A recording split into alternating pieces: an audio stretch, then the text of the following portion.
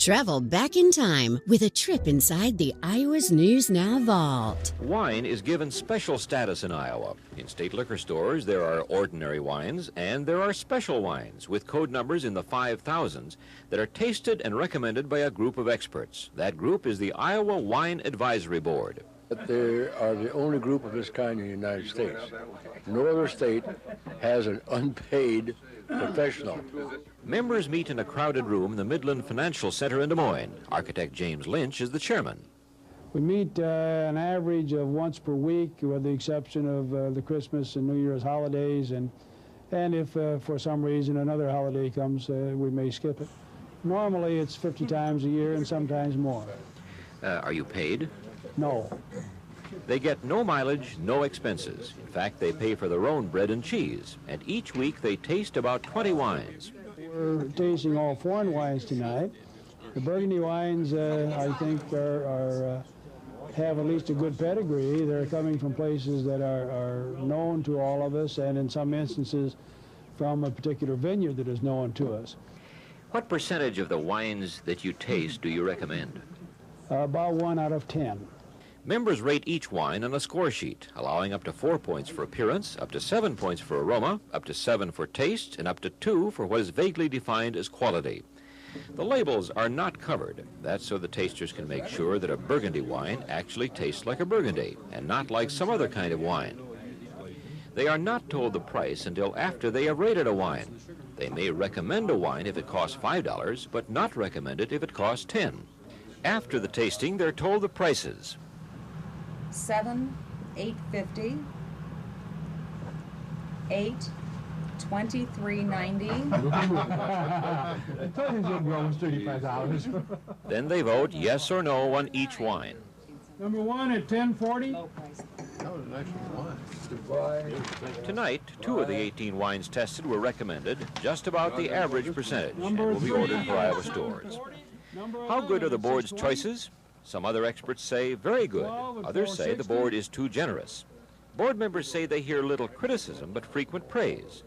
Consumers seem to approve. The board was started in 1970 because wines in Iowa stores sold so poorly. Now sales rise steadily and wines are profitable. How does the consumer benefit? He can do as you can and as I do.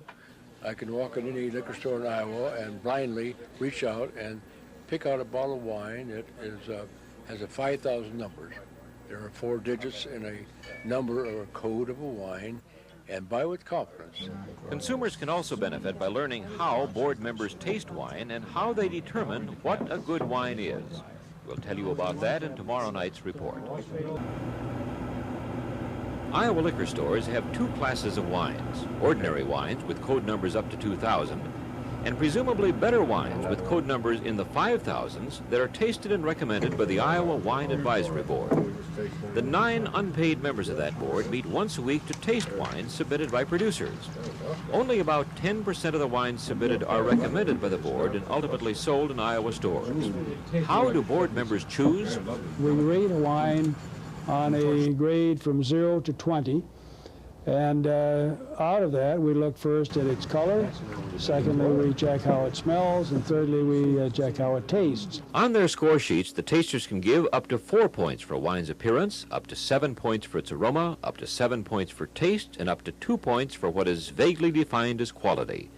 Members say most people pay too little attention to details when tasting wine. They should note color and clarity. They should pay particular notice to the aroma.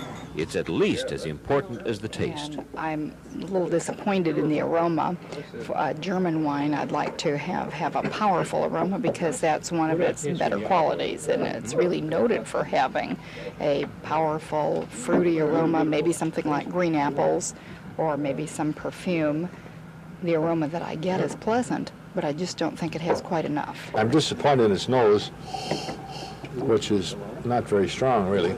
Now you stick your nose right in the glass as far as you can. That's the way to do it. Right, and I try to teach my students to close their eyes too, because then it doesn't interfere with your judgment. Then you really concentrate on the aroma.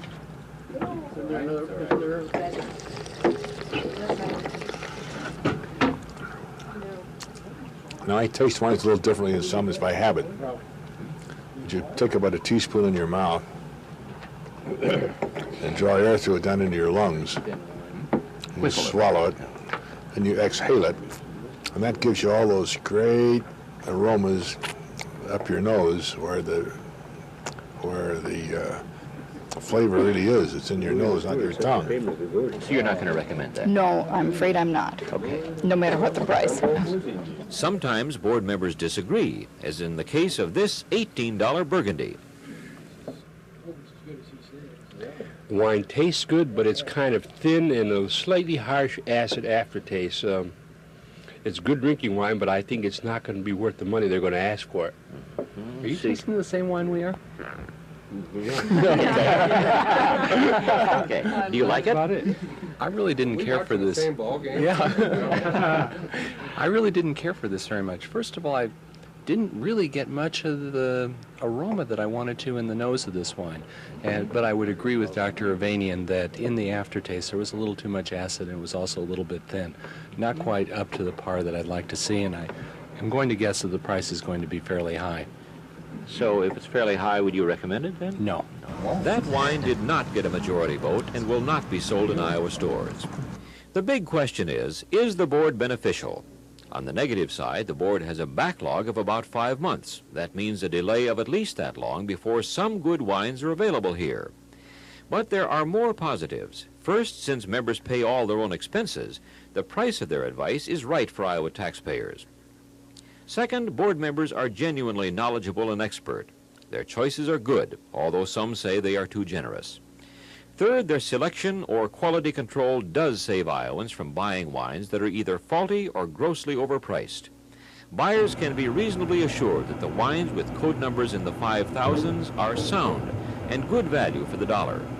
Because of the board, Iowans have the luxury of choosing from what's good.